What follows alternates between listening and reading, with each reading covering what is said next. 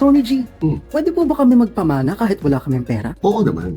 Maraming mga diskarte pagdating sa estate planning. Pero tuturuan kita ng 3 pinakasimple. Una, alam mo ba na kahit wala kang pera o kahit anong ari-ari ang maipapamana, pwede ka pa rin magpamana sa mga anak mo.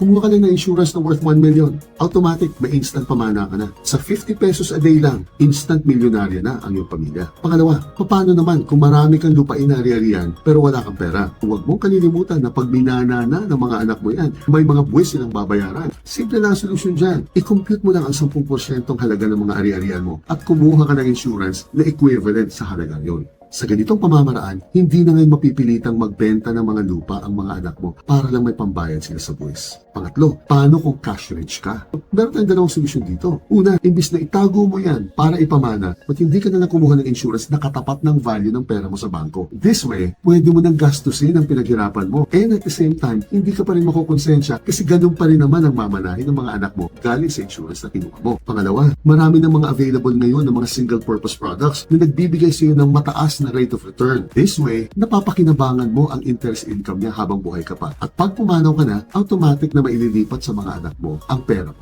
Marami pang ibang magagandang diskarte sa paghawak ng pera. Kailangan lang natin itong pag-aralan at makinig sa payo ng mga nakakaalam. Gina yan.